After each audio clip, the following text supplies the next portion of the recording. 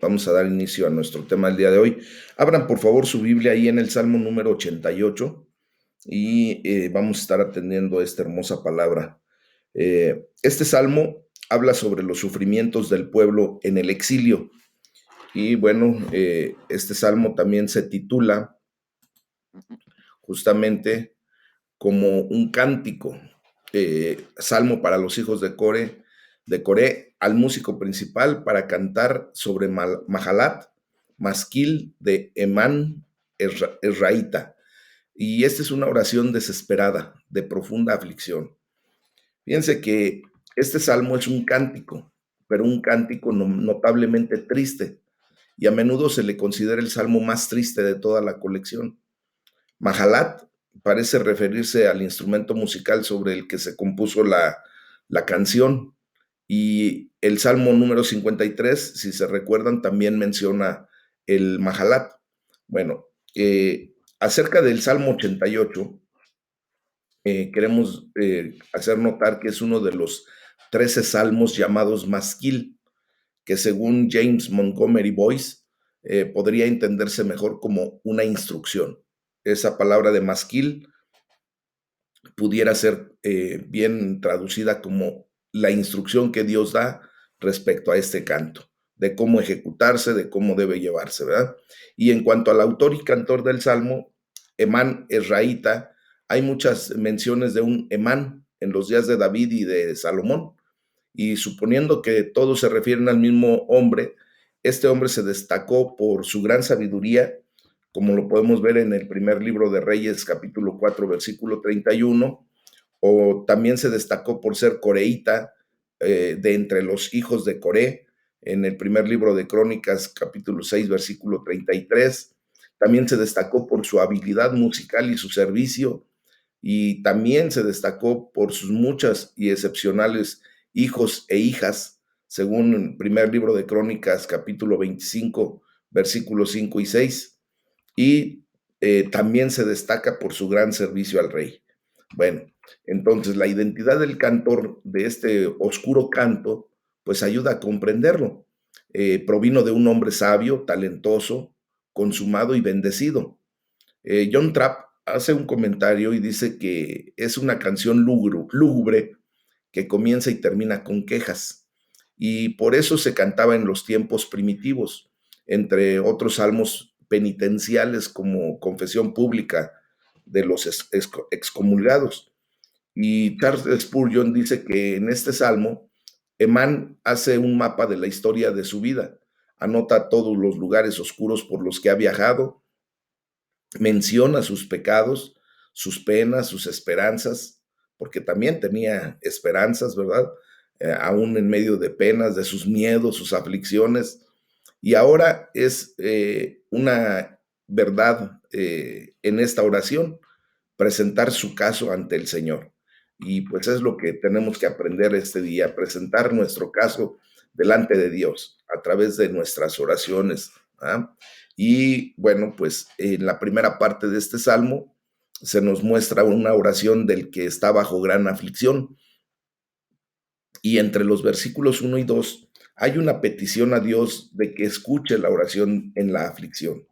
Y la palabra dice: Oh Jehová, Dios de mi salvación, día y noche clamo delante de ti. Llegue mi oración a tu presencia, inclina tu oído a mi clamor. Entonces vemos que la primera línea que dice, oh Jehová, Dios de mi salvación, nos lleva a esperar un salmo mucho más optimista, ¿verdad? Cuando el salmista comienza alabando a Jehová como el Dios de mi salvación, pues esperamos que experimentará ese rescate y esa liberación en el momento perfecto. Pero este no fue el caso. Este título era un recuerdo del pasado y se aferraba a una esperanza futura. Este es uno de los pequeños destellos de luz en un salmo, por lo demás, que se considera oscuro. Uh-huh. Spurgeon dice que el único rayo de luz confortable que brilla en todo el salmo, dice el escritor, tiene la salvación. De eso está seguro. Y Dios es el único autor de esa salvación. Si bien un hombre puede ver a Dios como su Salvador, no es del todo medianoche para él.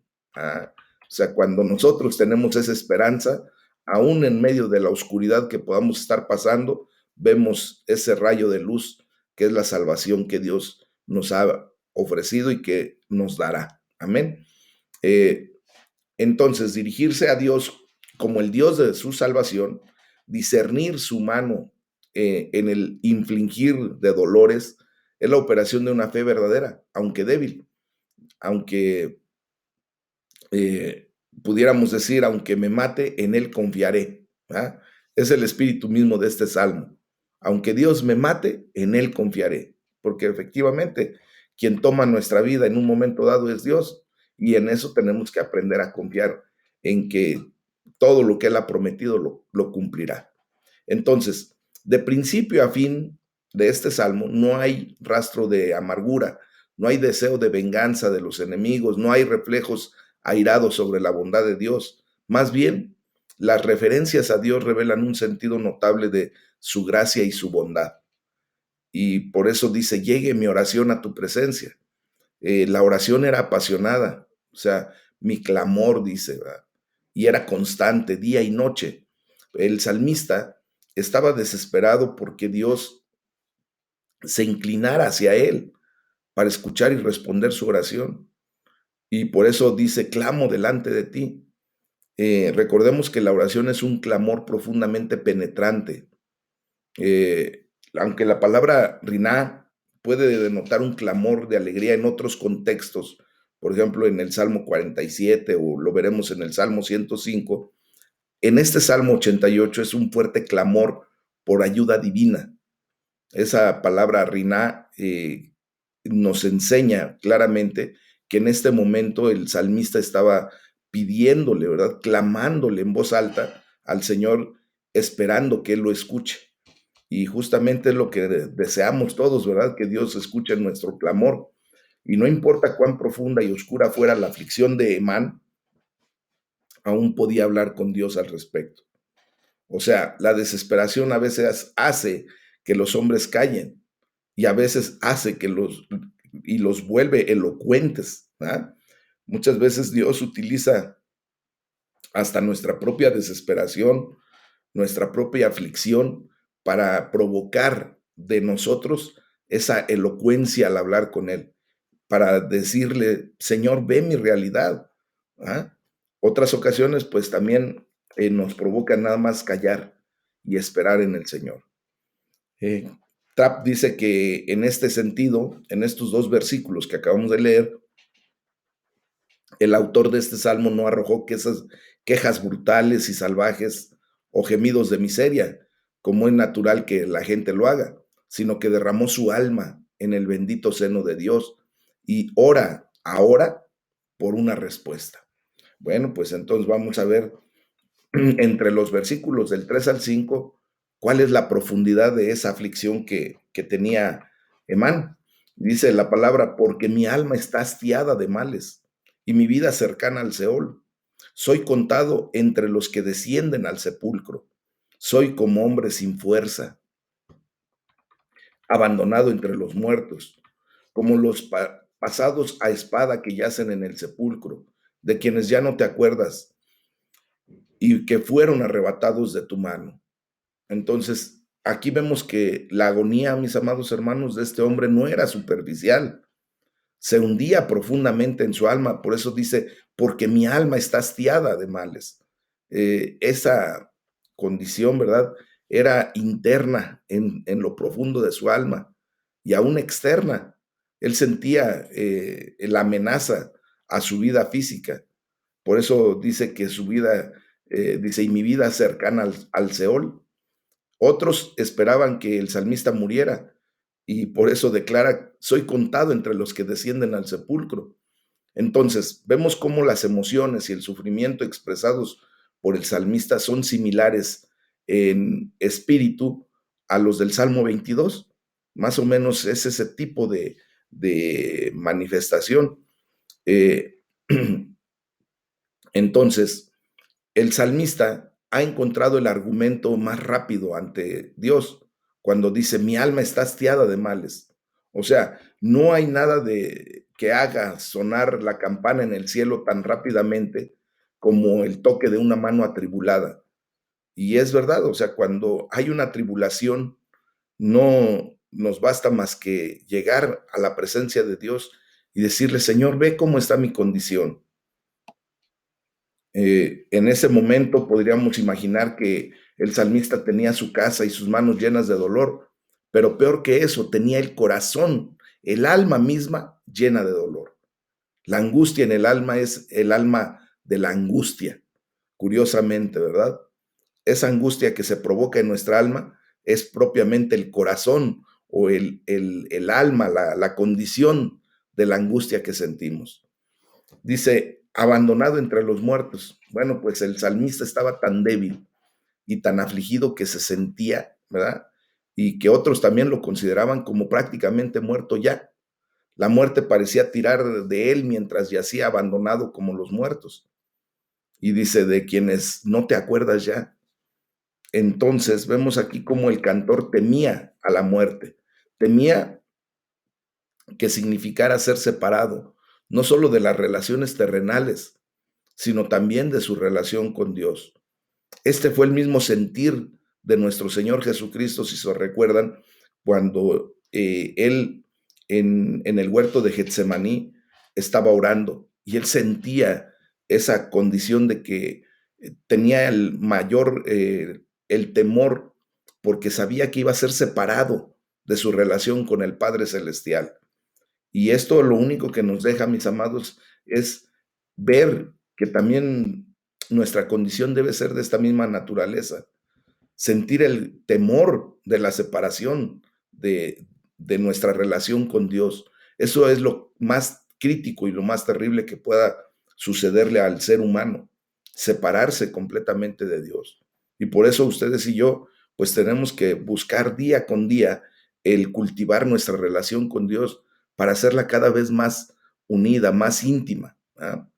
Entonces, al igual que con el Salmo 6 y otros pasajes, es incorrecto tomar estas palabras agonizantes como evidencia de que no hay vida más allá de la muerte. Recuerden que el Antiguo Testamento tiene una comprensión un tanto vaga del mundo del más allá, o sea, de la resurrección. Y a veces muestra una confianza clara como cuando estudiamos el libro de Job, ahí en el capítulo 19, versículo 25, y otras veces tiene la incertidumbre que se muestra aquí en este Salmo 88.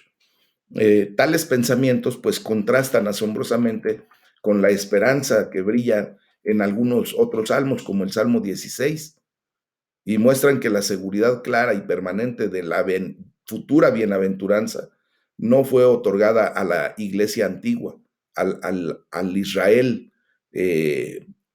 antes de Jesucristo. Ellos no tenían claro el hecho de la resurrección y por eso había disputas constantes entre los saduceos y los fariseos.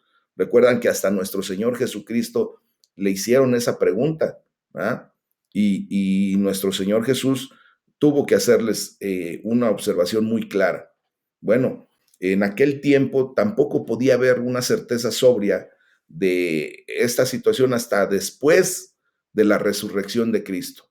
¿Por qué? Porque obviamente nunca habían visto a alguien que pudiera declarar su muerte, pero que también declarara su resurrección y que cumpliera con esa condición.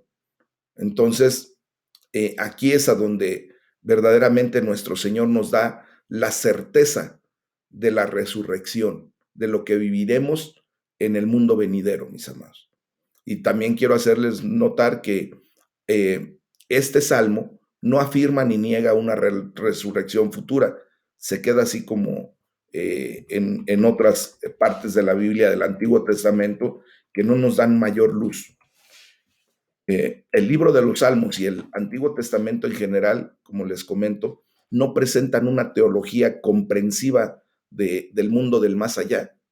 El mundo de los Salmos expresa la agonía, el miedo y la incertidumbre del umbral de la muerte.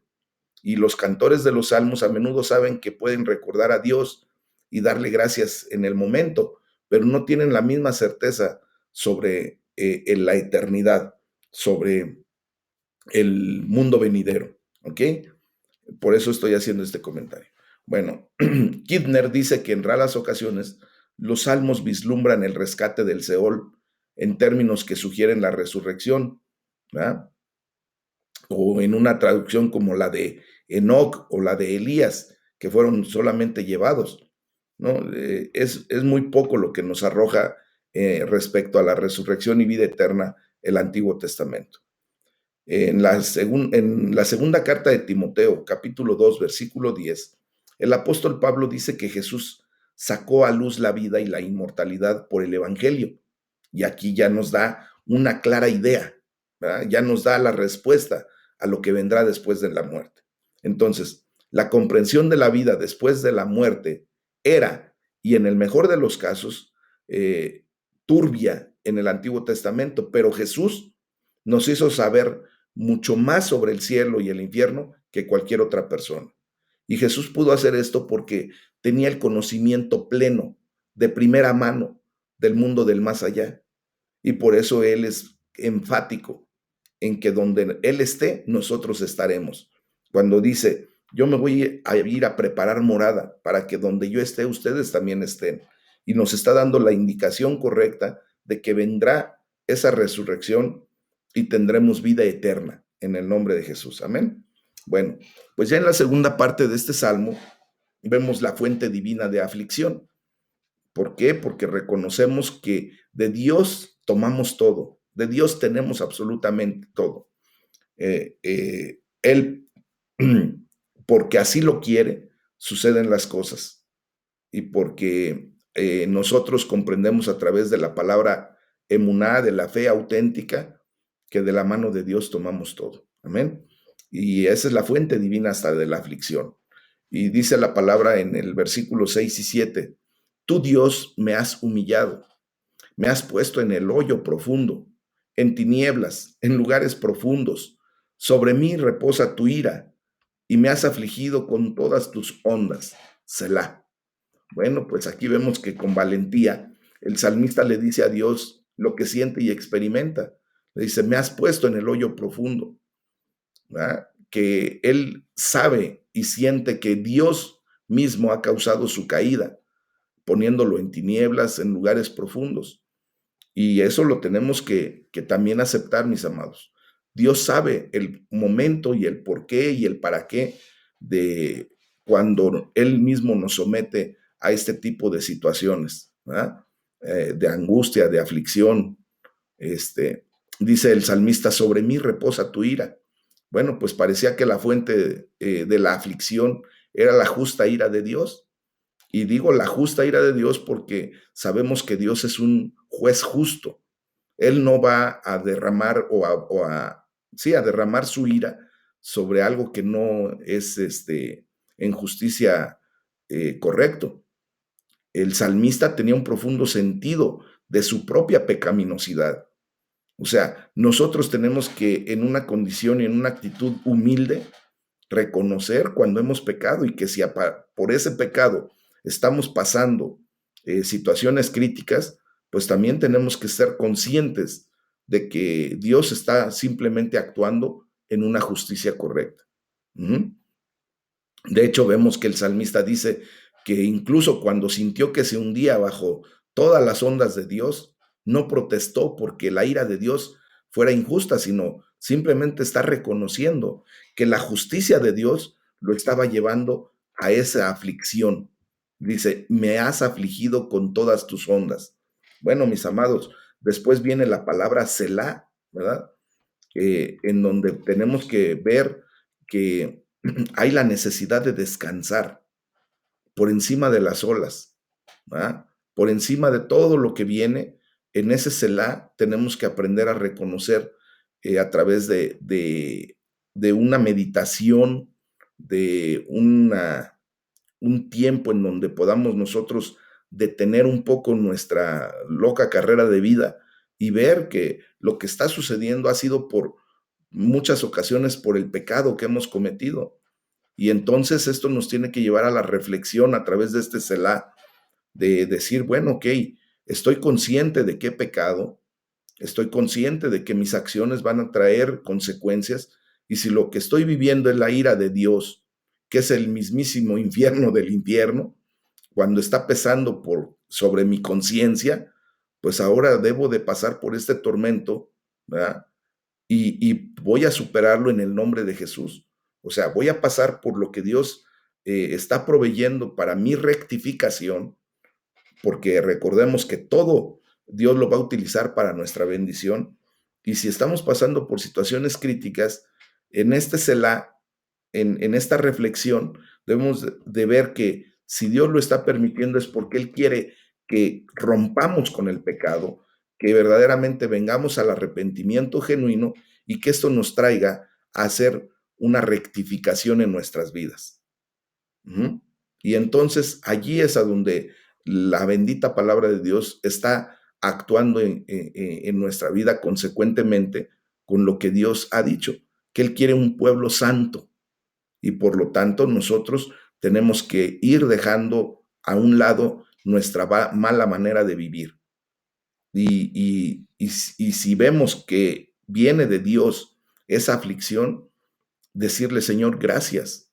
Gracias aún porque en medio de esta aflicción tú tienes bendición para mi vida y me vas a sacar de esta condición renovado, corregido y me vas a llevar pues ahora a los pastos verdes, a esa tranquilidad, a esa paz que viene cuando estoy a cuentas contigo. Amén. Entonces, ya entre los versículos 8 y 9, eh, aquí vemos cómo el salmista siente que Dios lo ha dejado solo. Y vamos a leer, dice la palabra, has alejado de mí mis conocidos, me has puesto por abominación de ellos. Encerrado estoy y no puedo salir. Mis ojos se enfermaron a causa de mi aflicción. Te he llamado, oh Jehová, cada día. He extendido a ti mis manos. Entonces, como vemos aquí, mis amados, en su aflicción, el salmista, ¿verdad? Vemos que sus antiguos amigos no querían nada, tener nada que ver con él ya. Por eso dice, has alejado de mí mis conocidos. Esto también era visto como obra de Dios. Su situación, si recordamos, se parece mucho a la de Job, ya que sus amigos no lo comprendieron. Y más que eso, el sufrimiento de nuestro Señor Jesucristo aquí en la tierra fue tal que sus propios discípulos lo abandonaron, como hemos comentado ahí en Lucas 23:49. Y nada más que recordemos que Emán está sintiendo esta condición de su aflicción que viene por su pecado. Él sí está reconociendo su pecado. Y Job, ¿se acuerdan que pues él no sabía ni por dónde llegaba la cosa? De hecho, él tenía una situación en donde sus amigos lo acusaban de pecado y él decía, pues es que yo no he pecado. O sea, sí he pecado, pero no al grado como para el hecho de que tenga tanto efecto en mi vida como lo que estoy pasando. Y más aún, recordemos que nuestro Señor Jesucristo no pecó y aún así viene esta situación, pero porque hay un objetivo muy claro de parte de Dios en relación a este tipo de aflicciones, de que los amigos vuelvan la espalda a uno. Ujú.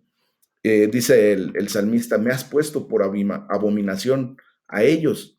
Entonces, si tomamos literalmente, esta declaración indica que pudo haberse provocado una enfermedad repugnante, ¿verdad? Que había sido adherido a él durante mucho tiempo y que hizo incluso que sus amigos huyeran de su compañía y por lo tanto se está condenado al aislamiento.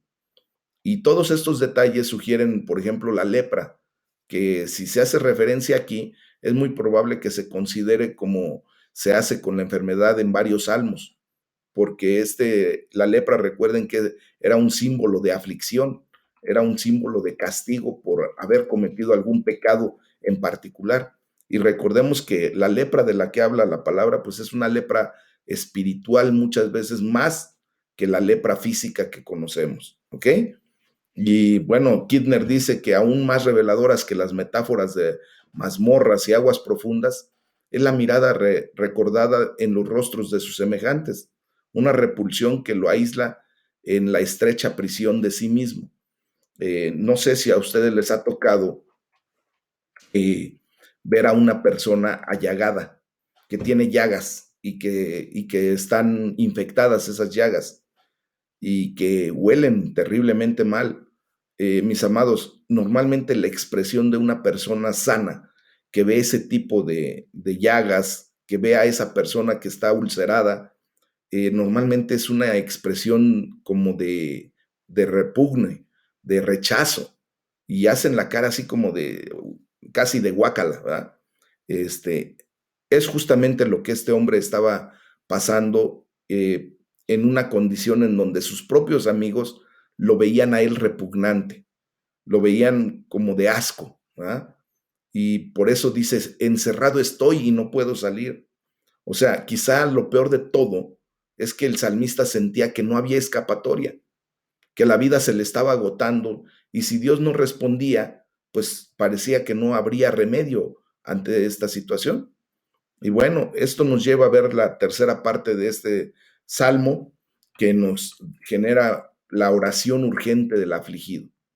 Y entre los versículos del 10 al 12, el salmista pide y dice, necesito tu ayuda en la tierra de los vivientes. Y vamos a leer lo que dice la palabra de Dios. Lean conmigo ahí entre los versículos del 10 al 12. Y dice la palabra, te he llamado, oh Jehová, cada día. He extendido a ti mis manos. Manifestarás tus maravillas a los muertos. Se levantarán los muertos para alabarte. Selah. ¿Será contada en el sepulcro tu misericordia o tu verdad en el Abadón? ¿Serán reconocidas en las tinieblas tus maravillas y tu justicia en la tierra del olvido? Piense nada más qué situación tan crítica está viviendo este hombre, ¿verdad? Dice, te he llamado, Jehová, cada día.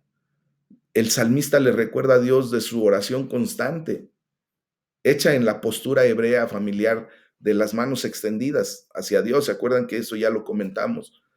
Normalmente era la postura judía más notoria cuando oraban a Dios, siempre estaban con sus manos levantadas al Señor, diciéndole, Señor, mira, me rindo delante de ti, ¿verdad? Ve mis manos, están vacías, necesito de tu misericordia, necesito de tu amor.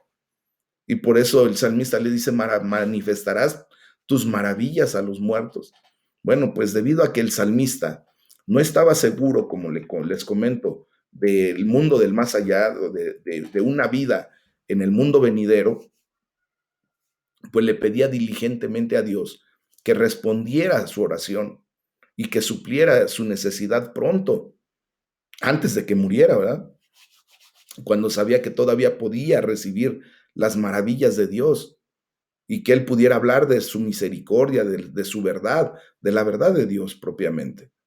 Y por eso le dice, manifestarás tus maravillas a los muertos. O sea, le está diciendo, antes de que me muera, Señor, por favor, manifiesta tus maravillas, manifiesta tu misericordia, ahorita que estoy vivo, ¿verdad? Porque él pensaba que hasta ahí se iba a acabar su condición de vida.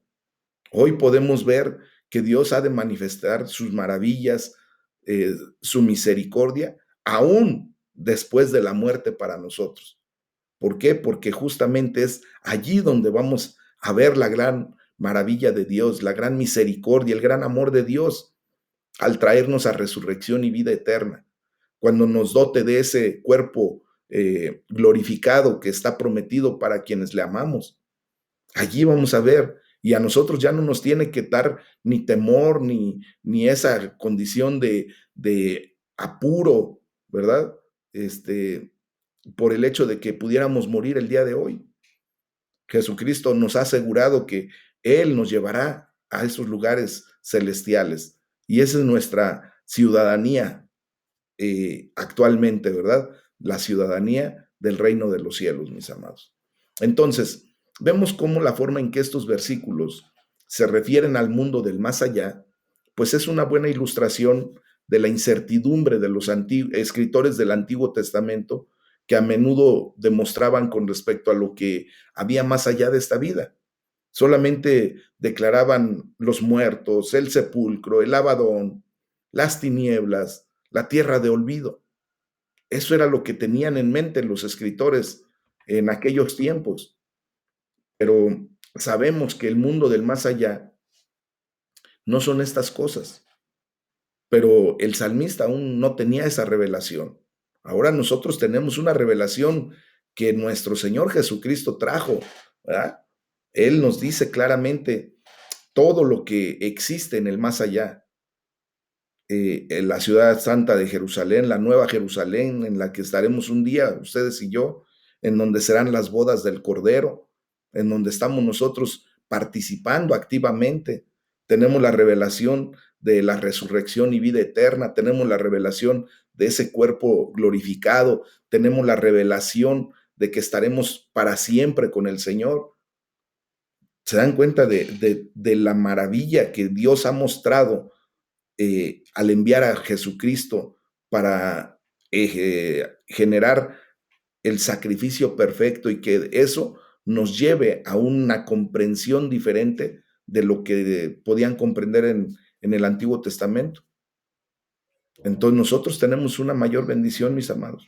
No solamente ya no vivimos bajo la ley, sino que ahora vivimos bajo la gracia y ahora también tenemos una comprensión mayor, una revelación completa que se ha dado a través de los 27 libros del Nuevo Testamento, donde el Señor Jesús, a través de su Evangelio, nos muestra claramente lo que nos espera. Y bendito sea Dios, porque tenemos la esperanza, la fe en lo que Dios ha prometido. Amén. Y bueno, pues retomando el Salmo 88, entre los versículos 13 al 15, el salmista necesita que rompa el silencio Dios y le dice, y leemos la palabra, dice, mas yo a ti he clamado, oh Jehová, y de mañana mi oración se presentará delante de ti, porque, oh Jehová, ¿por qué desechas mi alma? ¿Por qué escondes de mí tu rostro? Yo estoy afligido y menesteroso. Desde la juventud he llevado tus terrores, he estado medroso.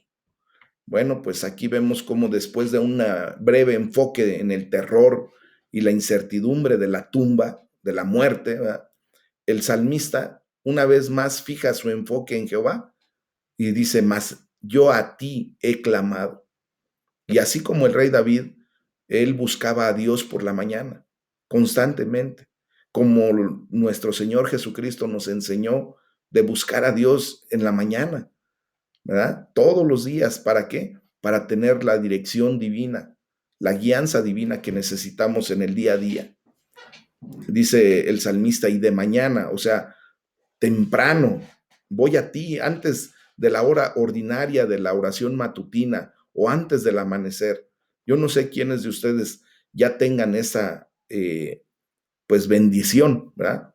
Esa costumbre de que antes de que amanezca, ponerse en contacto con el Señor, tener esa intimidad, tener ese tiempo de itbodedut, que es el tiempo de unidad, es ese tiempo en donde no solamente Dios nos escucha, sino que también escuchamos a Dios.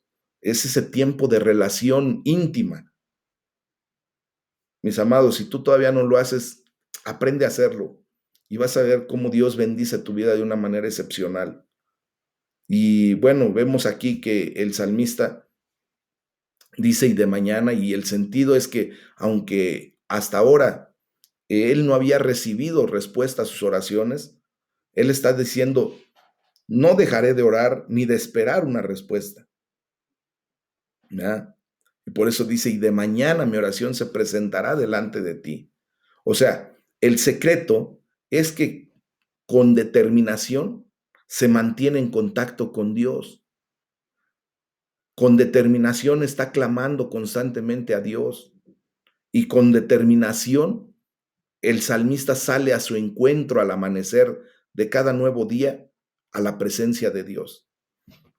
Esto nos tiene que llevar a comprender, mis amados, que aunque de momento sintamos que Dios no responde a nuestras oraciones, no hagamos pues neciamente como muchas personas, desgraciadamente, que no conocen esta información, hacen. Agarran y oran un día, 2 días, 3 días, ven que no viene la respuesta y se olvidan de orar. Ya, se les pasó. Y luego les preguntas, sigues orando por la condición, por la situación que estabas orando? No, no tiene caso. Yo estuve orando y Dios no responde. Dios no me escucha. No, mis amados, aquí nos está mostrando la palabra de Dios que tenemos que presentar nuestras oraciones delante de Dios cada mañana, con constancia, con una idea y una fe vehemente, entendiendo que Dios tiene sus tiempos perfectos, que no va a ser a nuestro tiempo, pero que sí en esa oración de súplica, de constante acercamiento al Dios Todopoderoso, el Señor, pues nos va a ir dando las pautas a seguir aún en medio de su aparente silencio. Nos va a ir dando las pautas a seguir aún en medio de la situación que estemos viviendo y que sintamos que Dios no responde. Ujú. Y esto, pues, para que no tengamos el tipo de preguntas que tenía el salmista, que dice, ¿por qué escondes de mí tu rostro? Bueno, pues el salmista repite la triste idea de antes del salmo, ¿verdad? La peor de las aflicciones del salmista era la sensación de que Dios lo había abandonado de alguna manera, que su alma había sido desechada por Dios. Él simplemente cantó, he llevado tus terrores, he estado medroso. ¿Verdad? Cuando se siente la ausencia de Dios en nuestras ideas, porque Dios nunca nos ha dejado, nunca nos ha abandonado, pero sí muchas ocasiones por el pecado que hemos cometido, el mismo pecado nos lleva a sentir que Dios nos ha abandonado, que Dios nos ha desechado. Y sobre todo el enemigo de nuestras vidas que se encarga de señalar ese tipo de situación, ¿verdad? Y que nos acusa y que nos dice, ve tu pecado, eso Dios no te lo va a perdonar. Y por eso hay terror, hay miedo cuando estamos en esa condición. Pero no nos basta, mis amados hermanos, que levantar nuestra mirada al cielo y pedir perdón genuinamente, arrepentirnos genuinamente de nuestro pecado, que Dios de inmediato no solo perdona nuestro pecado, sino que Él nos hace sentir su presencia inmediatamente. ¿Verdad? Entonces, ese es el punto, mis amados. Y por último, ya en este capítulo número 88 del libro de los Salmos, entre los versículos del 16 al 18, el salmista necesita que Dios lo rescate de su ira, de la ira de Dios. Y dice la palabra, sobre mí han pasado tus iras y me oprimen tus terrores. Me han rodeado como aguas continuamente y a una me han cercado. Has alejado de mí al amigo y al compañero y mis conocidos has puesto en tinieblas. Bueno, continuando con el pensamiento de las líneas anteriores, de los versículos anteriores, el salmista entendía que de alguna manera Dios era la fuente de su actual aflicción y por eso dice, sobre mí han pasado tus iras, ¿verdad? Entonces, si sufría terrores, pues podía decirle a Dios que eran sus terrores, o sea, los terrores que Dios le provocaba, pero recordemos que era por el motivo del pecado. E incluso en su aflicción, el salmista creía en Dios. Y esta era una crisis, pero una crisis de fe, no de incredulidad, mis amados. Porque muchas veces las crisis a las que podemos ser sometidos por parte de Dios, una de dos, o sacan nuestra fe o sacan nuestra incredulidad. En este caso, para el salmista, esta crisis estaba sacando lo mejor de él, que era su fe, y por eso constantemente le dice, Señor, pues yo estoy orando a ti día y noche, ¿verdad? Presento delante de ti mi situación. Él no dejó de creer en Dios. Bueno, eh, la expresión de tus iras, aquí en el Salmo 88, versículo 16, esta palabra para ira está en plural, si nos damos cuenta, y es para expresar los múltiples estallidos de esa indignación mortal. La palabra significa literalmente calor y podemos representar el pensamiento del salmista como que la ira dispara muchas lenguas feroces de llama líquida o como una corriente de lava que se derrama en muchas bifurcaciones. Esto lo aclara McLaren y efectivamente cuando nosotros sentimos la ira de Dios en nuestra vida, cuando estamos siendo afligidos por la condición de nuestro pecado, sentimos que estamos pasando como por una corriente de lava, ¿verdad? Que nos está consumiendo. Y efectivamente, el pecado consume, mis amados hermanos. Ujú. Y por eso el salmista sentía y dice, aún me han cercado. O sea, él se sentía afligido y solo, porque dice, has alejado de mí al amigo y al compañero. Él se sentía abrumado, como si estuviera a punto de ahogarse en su propia miseria. Y el salmo aquí termina sin más respuesta que un continuo clamor a Dios, quien es el único que puede rescatar de tal angustia y desesperación. Este salmo, si se dan cuenta, no termina en una condición en donde se recibió de alguna manera la respuesta de Dios o la bendición de Dios o que Dios lo hubiese sacado de la condición en la que estaba. No, queda como en puntos suspensivos, ¿verdad? Queda en una condición en donde solamente le resta al salmista seguir orando. Eh, Kidner hace una anotación respecto a esto y dice que el final feliz de la mayoría de los salmos de este tipo se considera una bonificación, no un pago. Su retención no es una prueba ni del disgusto de Dios ni de su derrota. O sea, que se queda en puntos suspensivos. ¿Ah? Dice la palabra, y a mis conocidos has puesto en tinieblas. Bueno, muchos toman esta frase en un sentido diferente, como la nueva versión internacional que dice, ahora solo tengo amistad con las tinieblas. Eh, Aquí lo que podemos ver, mis amados, es que el clamor agonizante de este salmo, junto con su ausencia de ira o amargura contra Dios, muestra que hay un sentido real en que la oscuridad del salmista ha sido su amiga. Lo ha llevado de una manera profunda e incluso terrible a una mayor confianza y relación con Dios. Y esto lo único que nos recuerda y nos confirma es que aún en medio del pecado, Dios se muestra con amor y misericordia en nuestras vidas y eso es lo que nos lleva a una mayor confianza y relación con Dios.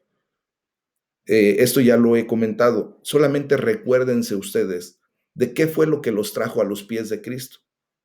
En mi caso, en muy particular caso, mi pecado fue lo que me trajo a los pies de Dios. Mi pecado me provocó una confianza que me llevó a tener una relación con Dios. Yo me sentía angustiado en un momento dado, me sentía terriblemente olvidado, me sentía de una manera en que el salmista se sentía. Y esto fue lo que me llevó a buscar de la presencia de Dios en mi vida, a rendirme delante del Rey. Entonces vemos, fíjense bien, que Dios siempre va a utilizar todo, hasta lo que para nosotros es aparentemente malo, como el pecado, Dios lo va a utilizar para bendición nuestra y nos va a dar una gran enseñanza. Amén. Entonces, fíjense cómo cuando recordamos que Emán escribió este salmo, quien vivió una vida bendecida de muchas maneras, porque ya vimos que fue un hombre culto, un hombre que tenía una relación con Dios muy estrecha y todo, que fue un cantor durante mucho tiempo en la casa del Señor, pues nos damos cuenta de que Dios usó incluso esta temporada dolorosa para bien. ¿Qué nos quiere decir este comentario? Bueno, pues que aun cuando nosotros hemos pasado durante mucho tiempo a los pies de Cristo, nos hemos entregado, hemos vivido de una manera piadosa durante mucho tiempo, va a haber momentos en que si nosotros nos desviamos, pues desgraciadamente vamos a tener que pasar por esta tribulación, pero aún en eso vamos a ver la mano de Dios que nos rescata y que lo usa todo para nuestro bien. Entonces, hoy solamente nos resta darle gracias a Dios porque existe un canto como este, con una revelación tan especial de lo que resulta en el carácter cuando un alma, en medio del sufrimiento, de lo más espantoso, todavía mantiene en activo su relación práctica con Dios. Fíjense que pues nosotros seguramente conocemos o hemos vivido esta experiencia, este tipo de situaciones que dan testimonio del poder y la gracia divina, ¿verdad? Y que de alguna manera, aunque hemos en algún momento, después de conocer la bondad de Dios, el amor de Dios, hemos caído en pecado, esto nos recuerda que Dios tiene misericordia por nosotros en todo momento. Entonces, este es el tema del día de hoy, mis amados. Acerquémonos al trono de la gracia, vamos a orar, vamos a darle la gloria a Dios. Amén. Y no nos sintamos